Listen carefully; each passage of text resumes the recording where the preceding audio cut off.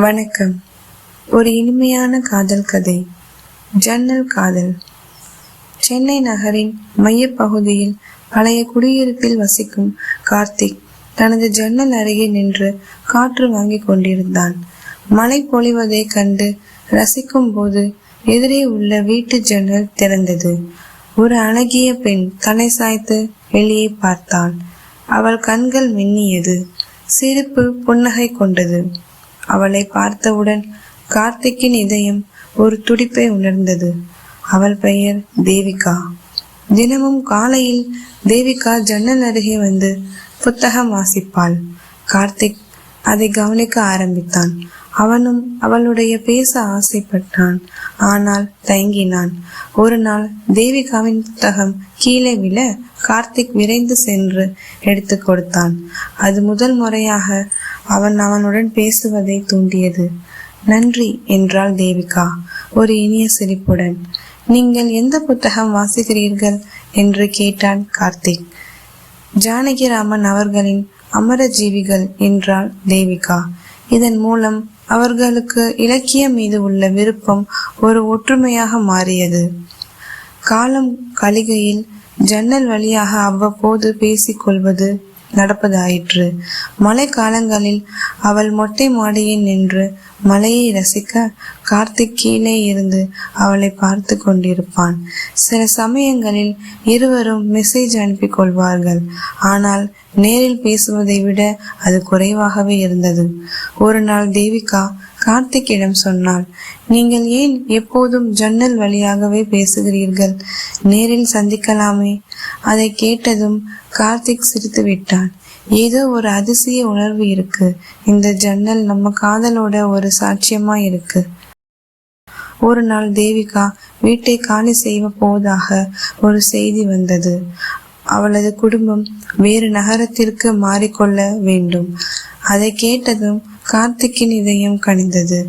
அவன் தன்னுடைய உணர்வுகளை தெரிவிக்க வேண்டிய நேரம் வந்துவிட்டது என்பதை உணர்ந்தான்.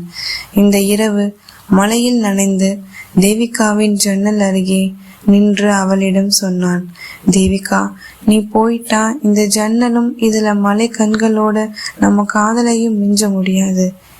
நீ எங்கேயாவது இருந்தாலும் நம்ம காதல் தொடரும். தேவிகா கண்களில் கண்ணீர் வந்ததும், நானும் உன்னை நினைக்காத நாளே இருக்காது கார்த்திக் என்றாள் தேவிகா. அவள் செல்லும் முன்பு அவர்கள் முதல் முறையாக நேரில் சந்தித்து கைப்பிடித்தார்கள். அப்போது ஜன்னல் வழியாக கொட்டிய மழை அவர்கள் காதலுக்கு ஒரு புனித சாட்சியாக மாறியது. தேவிகா நகரை விட்டு சென்ற பிறகு கார்த்திக் அந்த ஜன்னலை பார்த்து கொண்டே இருப்பான்.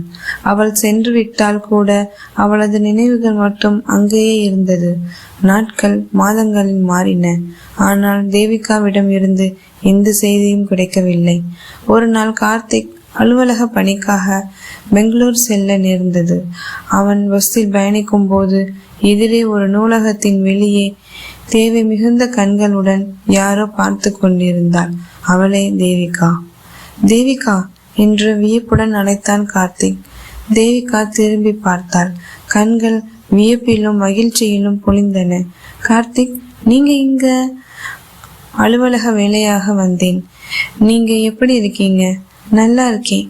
இங்கே ஒரு பள்ளி ஆசிரியராக வேலை பார்த்துட்டு இருக்கேன். அந்த கணம் இருவரும் சந்தோஷமாக பேச தொடங்கினர்.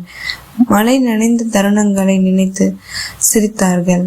நீங்க இன்னும் ஜன்னல் பார்த்துக்கிட்டே இருக்கீங்களா? தேடல் பார்வையுடன் கேட்டாள் தேவிகா. ஆமாம், கார்த்திக் ஒரு மௌன சிரிப்புடன் சொன்னான். அது உன் நினைவுகளோட ஒரு சின்ன சாட்சி மாதிரி. தேவிகா மற்றும் கார்த்திக் மீண்டும் சந்தித்த பிறகு தங்கள் பழைய உறவை புதுப்பித்தார்கள். இப்போது அவர்கள் நேரில் சந்திக்க ஆரம்பித்தார்கள். நூலகங்களில் சந்தித்து புத்தகங்களை பகிர்ந்து கொண்டார்கள். பழைய நாட்களை நினைத்து பேசினார்கள். ஒரு நாள் கார்த்திக் தேவிகாவிடம் சொன்னான், நம்ம காதல் இன்னும் ஜன்னல் வழியே தொடரணுமா, இல்ல நேரில்? தேவிகா சிரித்தாள். நேரில் எப்பொழுதும். சில மாதங்களுக்கு பிறகு இருவரின் காதல் திருமணமாக மாறியது. ஒரு மழைக்கால நாளில் தேவிகா கார்த்திக்கின் வீட்டின் ஜன்னல் அருகே நின்று, இந்த ஜன்னல் நம்ம கதைக்கு தொடக்கம், இனி வாழ்க்கை முழுக்க அது இனிய நினைவாகவே இருக்கும். ஜன்னல் காதல் இனி வாழ்வாக மாறியது.